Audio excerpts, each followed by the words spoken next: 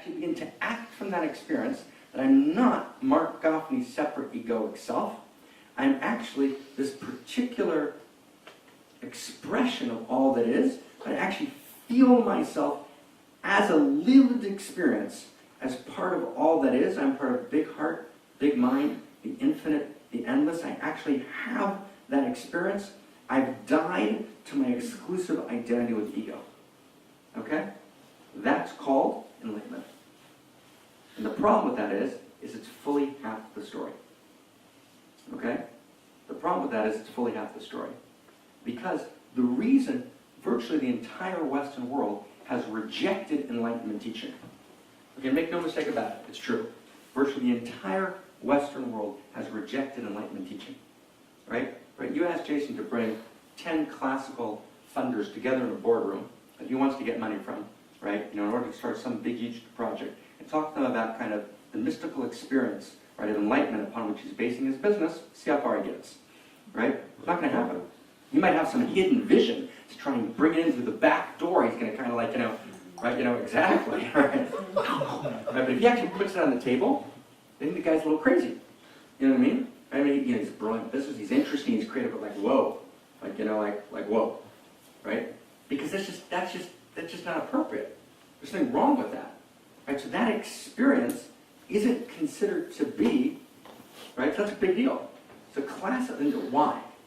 What's the rejection of that? What's the intuitive, huge rejection of the Enlightenment experience? Why has virtually the entire Western world rejected it? Right? As just like people are afraid of it. People are afraid of it. It has not gone down. All the Buddhists in America, it hasn't happened. The vast majority of the Western world, right? And by the way, the Eastern world today, right? all across Dharamsala, very few people hanging out with the Dalai Lama. He said to me, the reason I come to the West is because people like me there. You hang out in Dharamsala, like no one's doing Dalai Lama shit, right? They're trying to get computer jobs. Right? That's actually what's happening, right? He says, in the West, they like me. That's the way he says it, right? The East is hard. Tibet's not doing that. So try to stay with me. Why do we reject? Why does this teaching of enlightenment get so utterly rejected? Why is awakening so utterly rejected? Why? Because it renders your life meaningless. Why does it seem to render your life meaningless? You're exactly right. There's this feeling, what did you say before, Stephanie? That I'm absorbed in the all. Right? Enlightenment is I'm absorbed in the all. I'm no longer a separate self. Right? I'm part of the Great One. But what does that do to your life? Everyone stay with me. Stay with me. Go ahead. You feel like you're not going anywhere. You're not going anywhere. And, keep going. And stay with it. Nothing special. Nothing special about me. Go ahead. Well, just that thing of like you're just melding into this one blah, like we're all the same, we're all wearing orange robes, we're all like... Blah. The key word is blah. B-L-A-H. Right? Blah. It's the blahfication, right, of humanity. I'm blah. Right? In other words, I've become blah. Right? And I've become part of this Great One, but actually, I want to be me. For all of my suffering, for all of my crap, I kind of like me. I kind of like hanging out, right, as Ken. I like being Mark. It's kind of fun, right? This is my life. This is my thing. So the problem with enlightenment is that it effaces, right, destroys the experience of the, anyone? Of the self, the separate, the individual.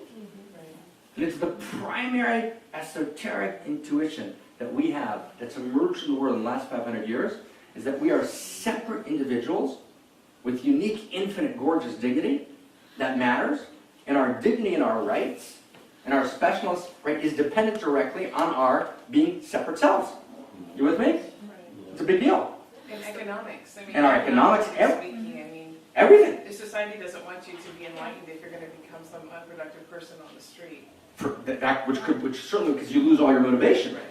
So our whole sense of being an individual is threatened by enlightenment. Everyone get that? This is huge. Our entire, who would want to be enlightened? Enlightenment sucks, right? Because we're actually afraid. We've got this deep fear of enlightenment that no one addresses, right? Which is, we're going to actually lose ourselves. And actually, I don't want to be a no-self, with all due respect, right, to Theravadan Buddhists. I'd rather be a separate, egoic, grasping self than a no-self. Who in this room hears the word no-self and wants to be a no-self? Right, you want to be a no self? Really? Well, but because I know what it Well, let's stay with it. means. So what is it? Well, a no self by itself means a no self. Right? Meaning there's no separate sense of individuality, which is real. Right? That's actually the tragedy of Enlightenment teaching. Enlightenment teaching got half of the story. So here it is, 2 minutes. You can move beyond your separate self and not lose your uniqueness. Because separateness and uniqueness are two completely different things. Okay? And the biggest mistake of 2,000 years of teaching was the conflation of separateness and uniqueness. That was the biggest mistake in Enlightenment teaching in 2,000 years. You can find it in 1,000 texts. Right? I move beyond my separate self, therefore, I'm told I've got to move beyond my uniqueness. And as one co-teacher of mine, says on the other side of this country, incorrectly, he says, there's no such thing as a unique spiritual experience. That's just not true. Not true. Actually, every spiritual experience is unique. It's actually refracted through the prism of your unique self. And your unique self is the unique expression of your true self. Separate self, you're an ego. Move beyond separate self, you become true self. You actually realize you're part of the one. When you actually sink into that true self experience, you realize you're part of the one looking with Ken's eyes. Looking with Marcy's eyes. And actually, Ken's eyes, Ken's perspective is fundamentally different than Becca's perspective. And Becca is responsible for her perspective. She's responsible to speak that perspective, to live that perspective, give the gifts of that perspective. And there's no other perspective on true self that ever was, is, or will be that will be Becca's perspective. That's unique self. It's not ego. It's not ego. That's not ego. There's ego, true self, unique self. So unique self is the unique expression of my true self. Now, can the ego ever be satisfied? Can it? No way. Can the unique self be satisfied? Just like that. Right? You just have any unique self experience. You're living, you're doing what you do. You're in your unique self. You're not grasping to be anyone else. Right? You actually understand. You have some deep understanding. I'm part of a larger field of existence. I'm part of the seamless code of the universe. But the seamless code of the universe is seamless, it's not featureless.